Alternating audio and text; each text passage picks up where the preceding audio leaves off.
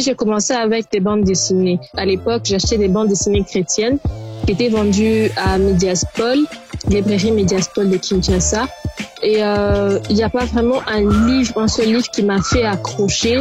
C'est juste que ce que j'aimais et ce que j'aime encore jusqu'à aujourd'hui, c'est de découvrir d'autres histoires, de vivre plusieurs vies en une vie.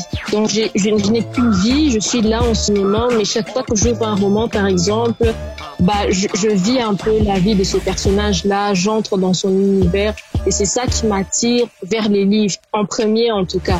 Après, tu as des livres où tu cherches à apprendre quelque chose, il y a des livres qui te poussent plus à la réflexion ou au questionnement, et aussi des livres qui t'aident juste à améliorer ton vocabulaire.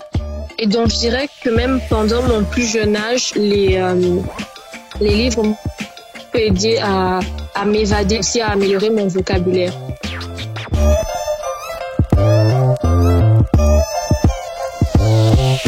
Bienvenue sur le NNP Podcast, où nous discutons avec différents invités sur l'industrie créative et la croissance économique en République démocratique du Congo. Ce podcast est présenté par Ali Kahashi, directeur créatif à Nyiragongo Goma Production, l'unique entreprise de production multimédia à Goma, et parmi les rares en RDC à produire du contenu multimédia de qualité qui éduque, inspire et divertit. Salut à tous et bienvenue sur le NNP Podcast. Cette semaine, nous avons eu le privilège de discuter avec Soraya Odia. Je vais la laisser s'introduire. Je sais qu'elle saura le faire mieux que moi-même. Salut Soraya. Tu peux nous dire qui tu es exactement et ce que tu fais comme travail ou comme occupation de chaque jour?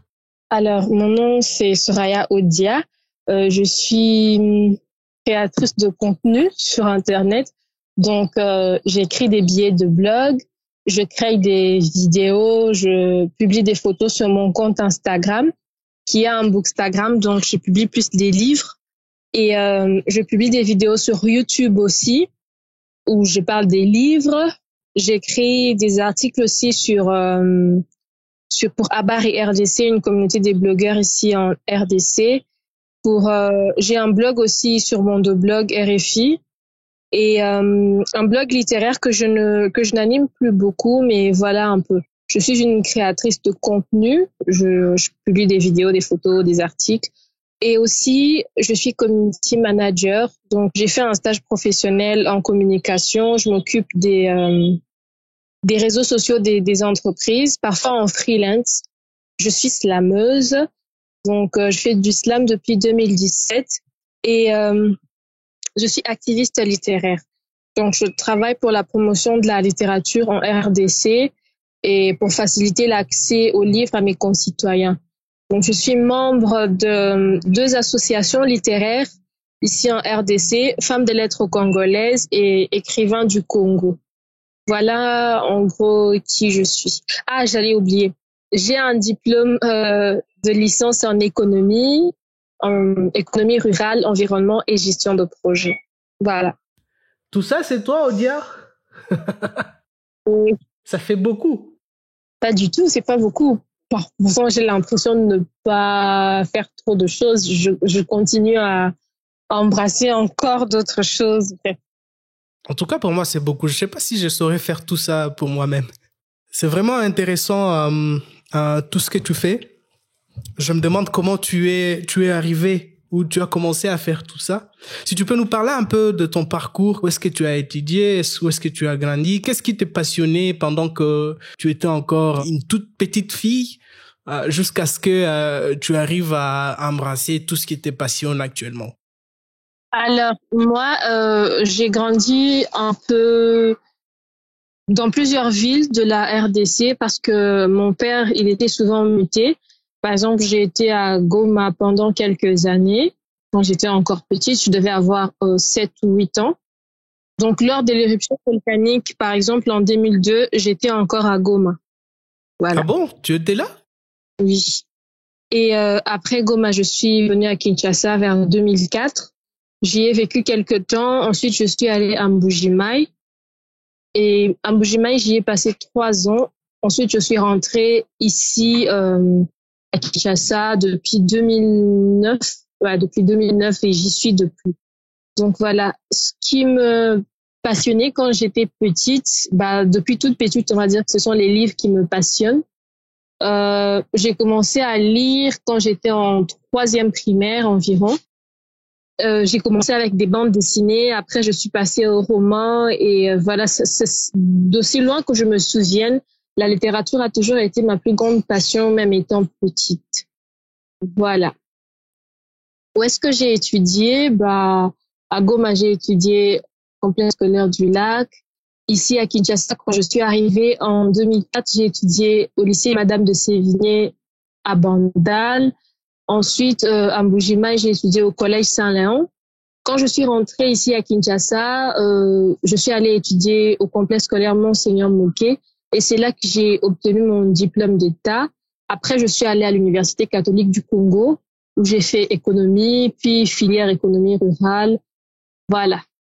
Et j'ai fini en 2019. Pendant que tu grandissais, tu étais amoureuse de la lecture et tout ça. Est-ce que tu te rappelles du premier livre qui t'a vraiment fait, qui t'a laissé sans mots pour que tu arrives à être vraiment accro à la lecture jusqu'à présent? Alors, il n'y a pas un seul livre en particulier parce qu'en fait, comme je disais, j'ai commencé avec des bandes dessinées. Déjà, je ne me souviens pas de la première bande dessinée que j'ai lue, mais je sais que c'était à l'époque, j'achetais des bandes dessinées chrétiennes qui étaient vendues à Mediaspol, librairie Mediaspol de Kinshasa.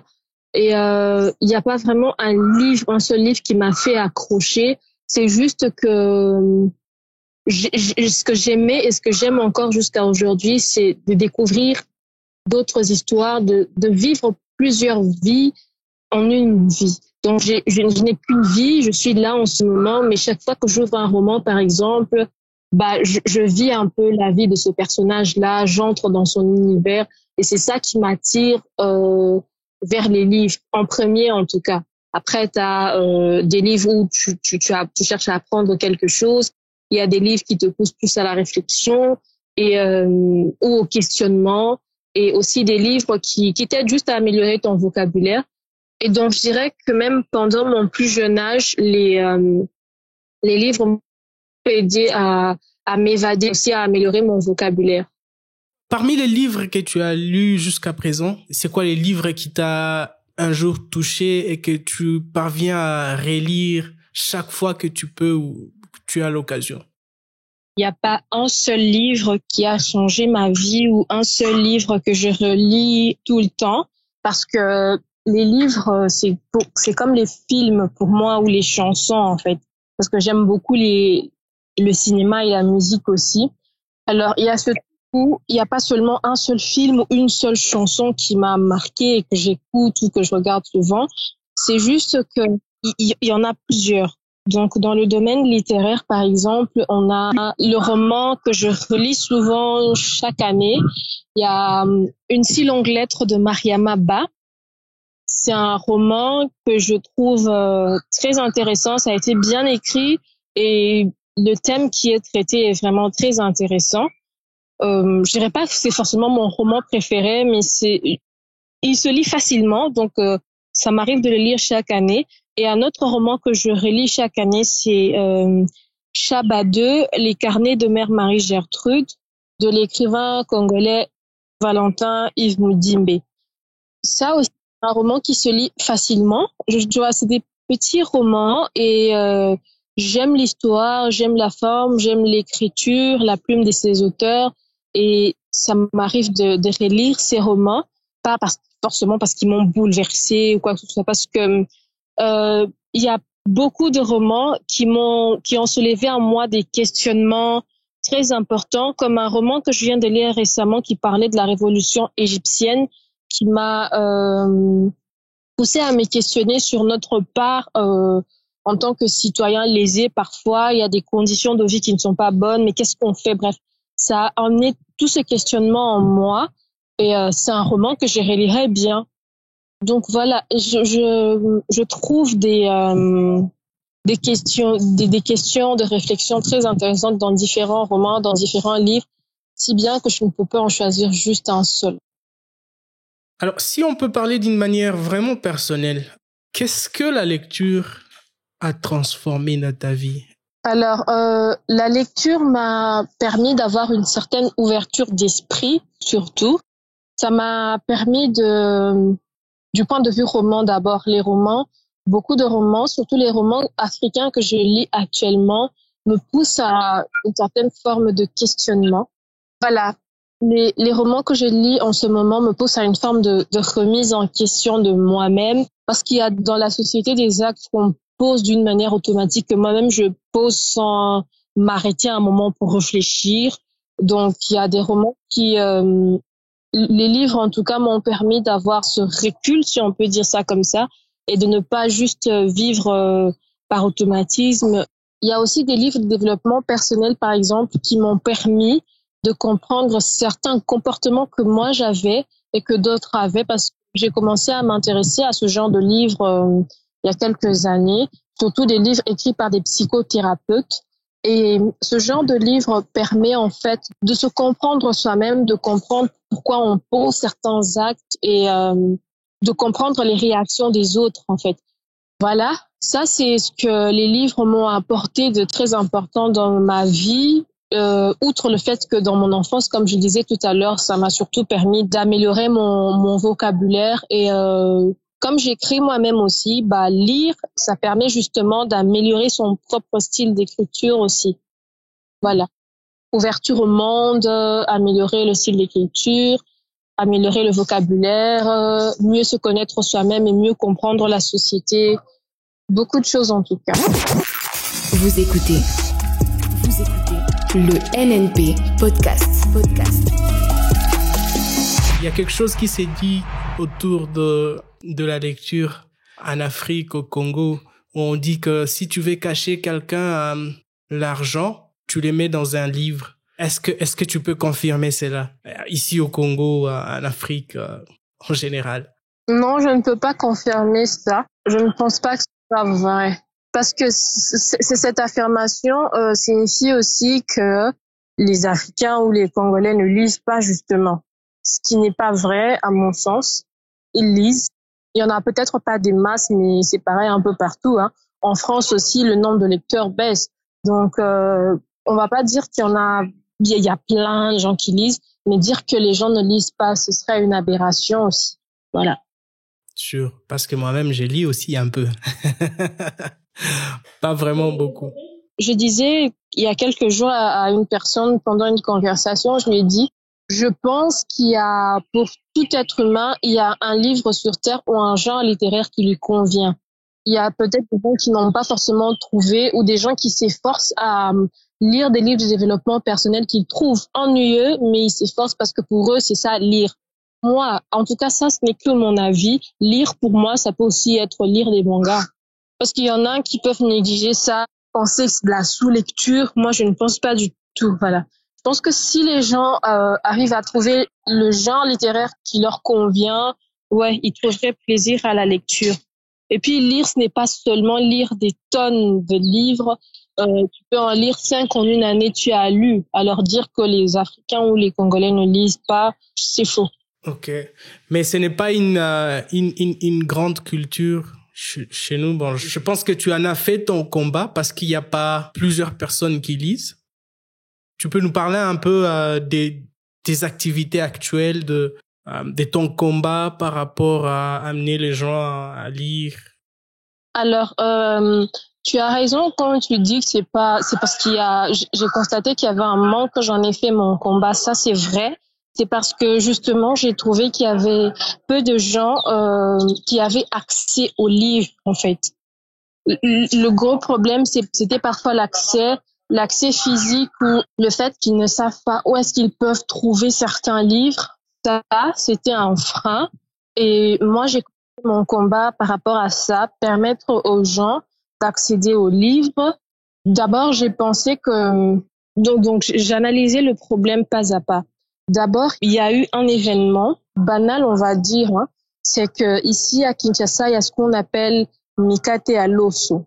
Mikate, c'est beignet, l'osso, c'est riz. Donc, ce sont des beignets qui sont sais pas, fourré au riz ou à la bouillie de riz, un truc dans le genre.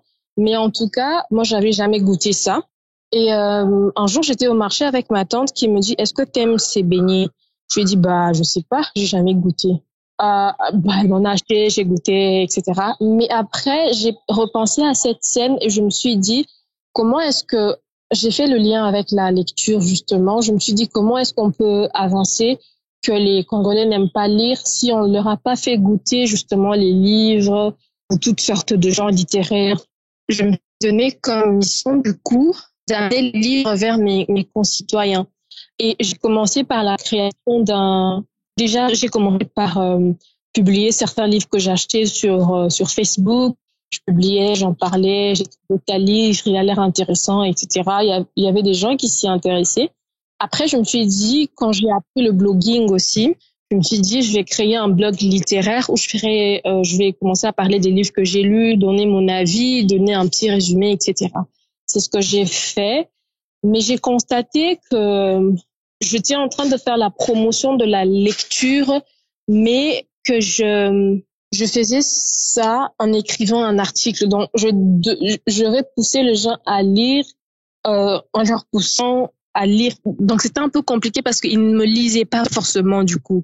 Autant les photos qu'on voit sur Facebook ou sur Instagram attiraient une belle couverture, une citation du livre, les gens s'y intéressaient. Mais quand c'était un article beaucoup plus long, les gens ne s'y intéressaient pas forcément et donc passaient à côté du livre dont je parlais. C'est pour ça que je suis passée à la vidéo. Les gens regardent plus facilement la vidéo et que j'ai misé plus sur les photos aussi. Donc, j'ai commencé à faire des vidéos sur ma chaîne YouTube pendant le confinement, l'année passée, en avril 2020. Voilà, les gens regardaient les vidéos, me demandaient où est-ce qu'ils pouvaient trouver ce livre-là. Du coup, j'ai fait une vidéo où je leur disais où est-ce qu'ils pouvaient trouver ces livres.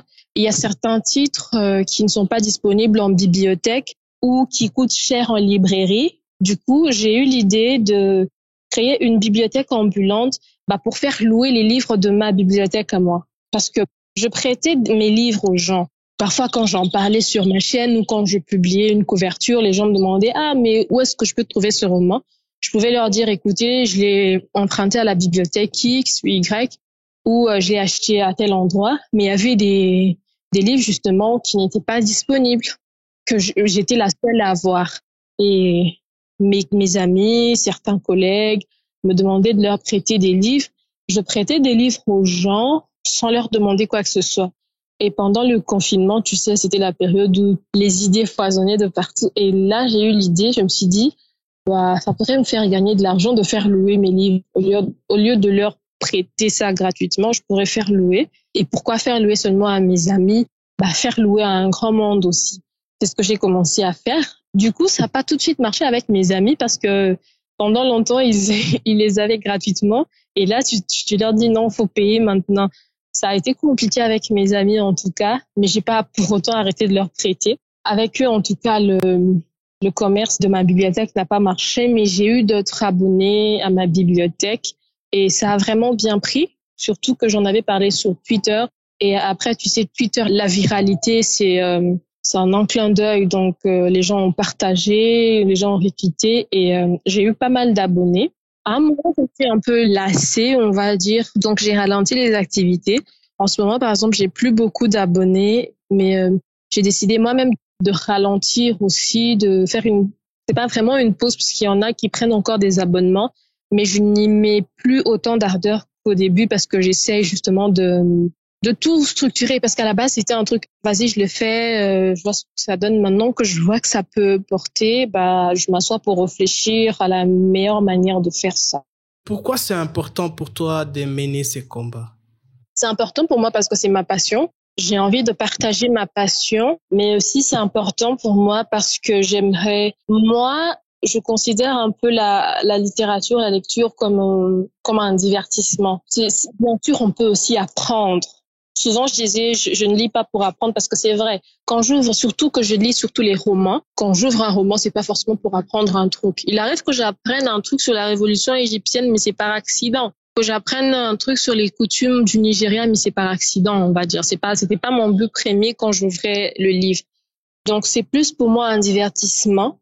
Et j'aimerais que mes concitoyens, mes compatriotes arrivent à diversifier justement les domaines de divertissement, qui est pas seulement la musique comme domaine de divertissement, mais qui puissent se divertir dans autre chose, mais aussi comme la lecture peut divertir et instruire en même temps. Je pense que c'est une cause noble pour ça, en fait. Parce que autant je dis tout à l'heure que je ne lis pas forcément pour apprendre, mais que je le veuille ou non, j'arrive à apprendre. Alors je me dis, mais si les gens s'intéressent un peu plus à ça, c'est un domaine, tu apprends en te détendant. Voilà, donc tu es en totale détente, mais tu apprends aussi en même temps. Ou tu t'intéresses juste aux livres d'apprentissage qui te permettent d'acquérir une connaissance en plus que tu transformes en compétence. Et voilà pourquoi je trouve que c'est un noble combat, en fait. C'est vraiment intéressant. Surtout, j'aime beaucoup cet aspect où tu dis que les gens doivent apprendre à diversifier leur divertissement. Ce n'est pas que la musique ou le cinéma. Je dis, et même le cinéma, il n'est pas si si célèbre que ça. C'est vraiment la musique. C'est vraiment la musique. Donc les gens se divertissent beaucoup par la musique, mais aussi la bière, hein. La bière, oui. Mais il y a on va dire, il y a la musique et le cinéma, mais côté théâtre de chez nous. Les vidéos d'humour, tout ça, ouais. Ok, donc ajoutez un petit peu de lecture dans votre divertissement. Je pense que ça peut aider, non pas seulement à se divertir, mais aussi à apprendre. Alors Soraya, dis-nous, c'est quoi le plus grand projet sur lequel tu travailles actuellement? Et c'est quoi les résultats que tu aimerais voir dans 2 ou 3, 5 ans à venir? Quand tu m'as posé la question, j'ai tout de suite pensé à un truc que les musiciens aiment trop dire. Tu sais, quand ils sont invités, ici, je sais pas, à Goma, s'il y a trop d'émissions de musique. Nous, chaque dimanche, ici, les chaînes d'ici, tu as des musiciens qui sont invités sur les plateaux de télé, tout ça, pour parler de leur projet. Et à chaque fois, quand on leur demande de faire un a cappella, ils chantent un tout petit peu. Et puis, il dit, na bomba, oui, bah. J'ai tout de suite pensé à ça, en fait. J'ai tout de suite pensé à ces gens. Bon, moi, après, j'ai pas peur. Olingio bomba. Je vais pas tout dire non plus, mais oui. Bon, atabayibi, so ça li yango, ezaka pona lokoma littérature, lokoma mboka likamute. Moi, ce que j'aimerais, c'est avoir une sorte de médiathèque, parce que je dois dire que ici, à Kinshasa surtout, l'endroit où j'aime le plus aller, c'est l'Institut français Kinshasa, parce qu'il y a une médiathèque. Du coup, tu as des livres à côté, mais tu as aussi la connexion Internet où tu peux suivre des cours en ligne ou juste regarder des vidéos sur YouTube pour apprendre un truc ou juste te détendre. Voilà, avoir un espace comme ça pour les jeunes surtout. J'aimerais animer un espace comme ça ou travailler dans un espace comme ça, ce serait vraiment top. Et en 2021, ici, en début de l'année, comme toutes les années, genre on se fixe des objectifs et tout. Moi, cette année, je me suis pas vraiment fixé d'objectifs. Mais comme c'est l'année de mes 25 ans, j'aurai 25 ans en décembre, je me suis dit, je vais faire une liste des choses à faire avant mes 25 ans. Donc, tu as vieilli, hein? Ouais, j'ai vieilli. Il y a ma petite sœur de 12 ans qui n'arrête pas de dire qu'elle en a 13 et je suis là, tu sais pas ce que je donnerais pour avoir... Donc, sur cette liste, j'ai aussi mis ce sont pas vraiment des objectifs, mais ce sont des trucs que j'aimerais accomplir. Donc, j'ai parlé aussi j'aimerais bien être publiée parce que j'ai jamais été publiée. Je fais partie des associations des écrivains, de femmes de lettres, mais on va pas dire que je suis la seule, mais je suis l'une des rares à n'avoir pas encore publié quelque chose et j'aimerais le faire avant la fin de l'année. Donc, publier, je sais pas, une pièce de théâtre ou un monologue ou un recueil de nouvelles. Un roman, je sais que ça va pas être possible, mais j'aimerais être publiée. Et l'autre projet, c'est Bien sûr, je parlais tout à l'heure d'avoir une médiathèque, un espace comme ça où les jeunes pourraient venir, mais je suis vraiment très attachée au côté mobile de la chose, au côté où les livres doivent aller vers les gens, parce que on sait que la mobilité n'est pas facile pour tout le monde. Donc, avoir une bibliothèque ambulante, vraiment bibliothèque ambulante, parce que la bibliothèque ambulante dont je parle, que je tiens en ce moment, c'est moi et mon sac à dos. Je mets des livres dedans et je vais voir les gens. Mais si c'était par exemple, je sais pas, un tricycle qui va dans des écoles un peu plus lointaines pour déposer des livres ou pour animer des activités avec des enfants, ce serait intéressant. Parce que moi, je mise plus sur les enfants. Je me dis que c'est l'époque où on peut encore bien les modeler, tu vois. Actuellement, d'ailleurs, j'anime des ateliers pour enfants ici à l'Institut français de Kinshasa et tu vois qu'il y a de l'intérêt, que si on le veut et que si on met les moyens en jeu, on peut éduquer les enfants à la culture de la lecture. Donc, l'autre projet, c'est d'avoir une bibliothèque ambulante plus structurée, mieux organisée, qui peut s'attaquer à une cible un peu plus élargie. Trop cool. Et je pense que, vu ton énergie, je crois que tu vas y arriver. Merci. Alors, est-ce que tu as un mot pour tous ceux qui aiment la lecture, mais également tous ceux qui n'aiment pas la lecture? Qu'est-ce que tu peux leur dire? Comme par exemple, je suis avec Primo ici, lui, je sais pas s'il lit. C'est les techniciens qui nous aident à faire la technique ici. Qu'est-ce que tu peux leur dire? Alors, d'abord, à ceux qui n'aiment pas lire, bah, c'est ce que je te disais tout à l'heure. Ils n'ont peut-être pas encore trouvé leur style. Donc, qui ne se forcent pas à lire, genre, tu as vu X, il a lu des essais, qu'il publie sur les réseaux sociaux et tu te dis, ah, moi aussi je vais lire un essai, tu achètes un essai, tu trouves qu'il est ennuyeux, tu laisses tomber et tu te dis, la lecture n'est pas faite pour moi. Non. Je pense que il devrait chercher quelque chose qui est adapté à lui. Voilà. Et pour ceux qui aiment lire, bah, continuer à lire. Voilà. Bon, après, moi, je suis pas très moralisatrice du style, faites ceci, faites cela. Les gens font ce qu'ils veulent de leur vie.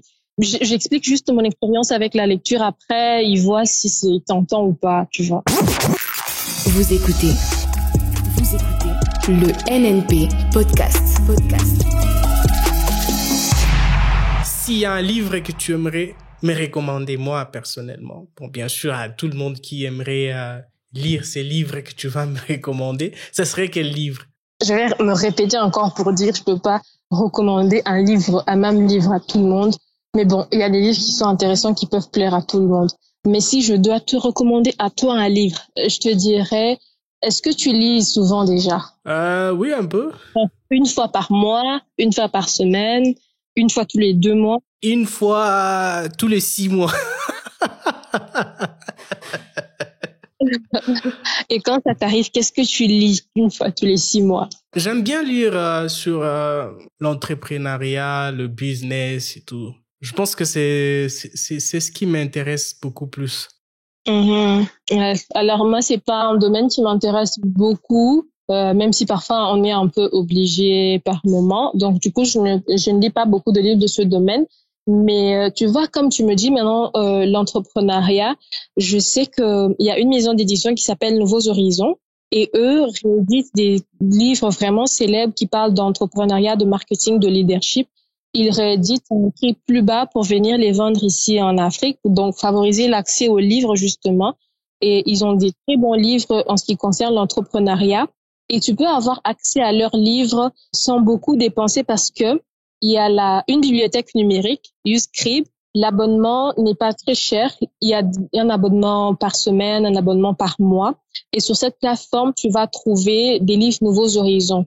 Ou mieux, si tu te connectes sur YouScribe, donc tu t'abonnes, tu te connectes. L'abonnement n'est pas cher, hein. Genre moins de 10 € en tout cas, certains forfaits. Donc si tu vas sur cette bibliothèque numérique, tu tapes juste dans le moteur de recherche entrepreneuriat, tu verras un tas de livres, des livres Nouveaux Horizons et bien sûr des livres d'autres maisons d'édition. Donc, une fois, j'ai tapé entrepreneuriat juste pour voir, hein, et tu avais un tas de livres dont il y a à boire et à manger. Voilà, donc, tu peux trouver des livres sur l'entrepreneuriat là-bas. Mais après, c'est vrai que les gens doivent trouver les genres littéraires qui leur convient, le genre de livre qu'ils aiment lire, mais parfois, faut diversifier. C'est comme son alimentation. Tu vas pas manger tout le temps ton plat préféré. Tu vas t'en lasser à un moment, tu vois. Donc, tu peux lire, par exemple, des biographies d'entrepreneurs. Ensuite, tu lis un roman entre les deux. Tu dégustes une bande dessinée parfois. Tu diversifies, en fait.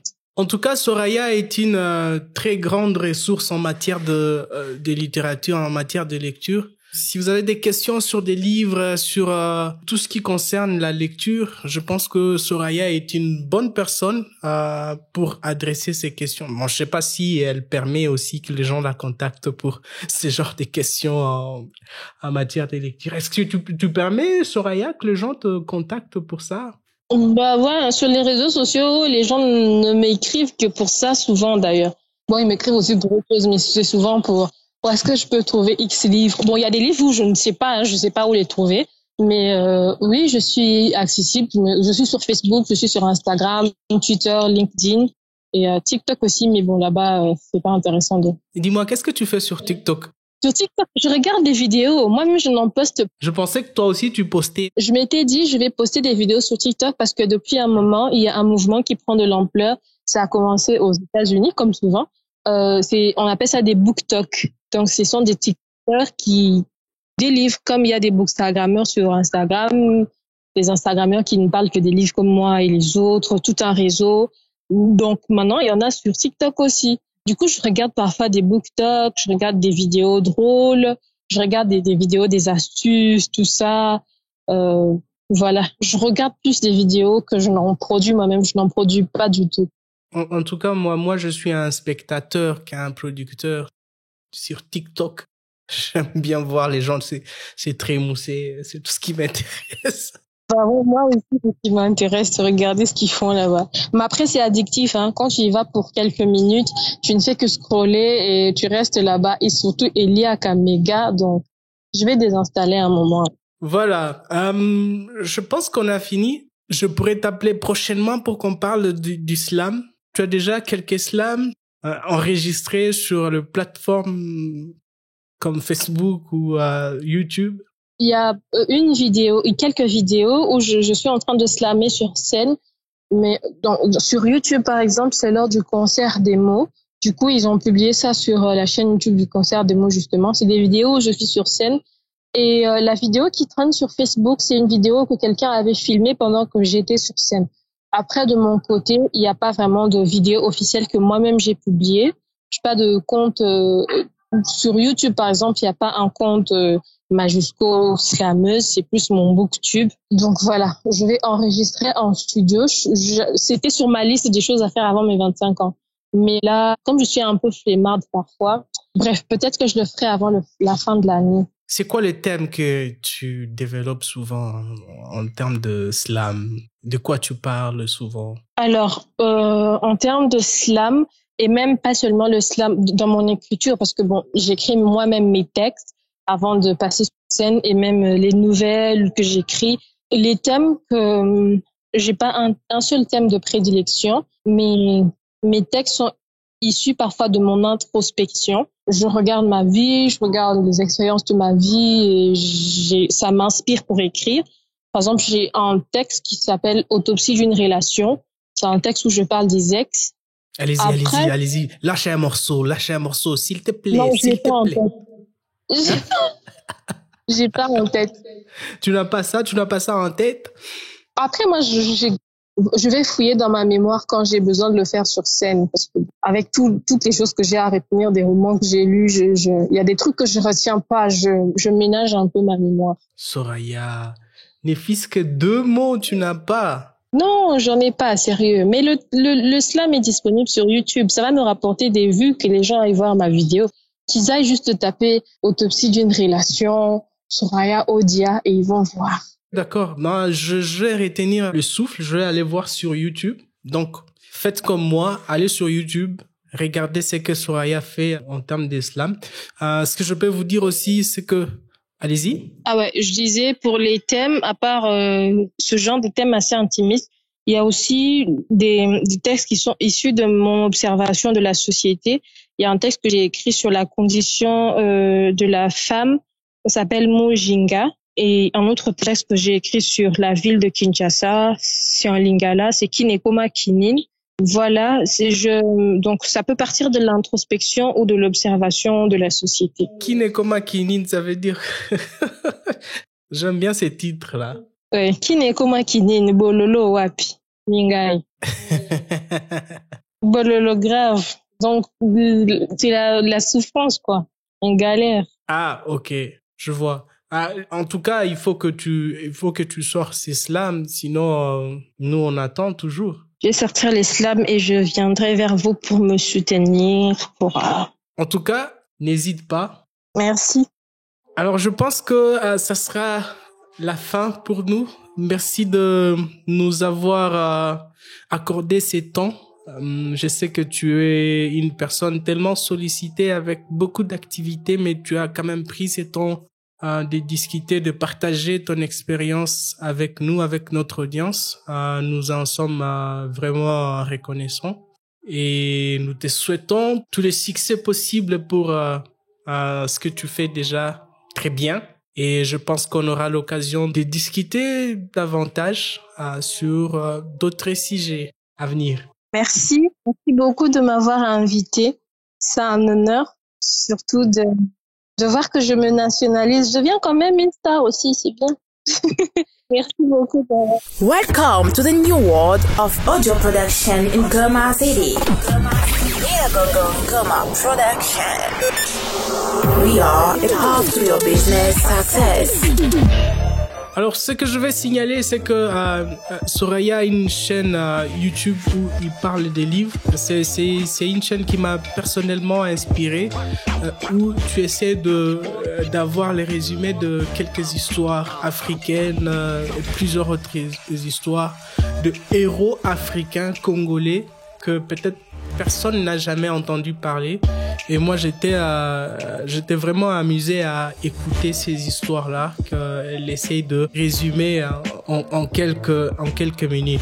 Donc, je vous encourage d'aller voir la page de Soraya sur Twitter, sur Instagram ou sur LinkedIn. Je pense qu'il y aura de très bonnes ressources pour vous développer personnellement, mais aussi pour accroître votre goût de la lecture.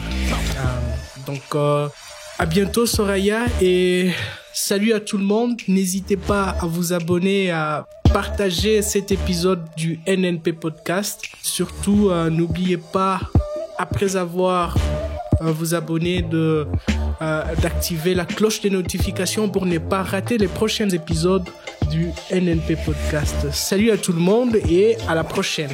Bye. Merci.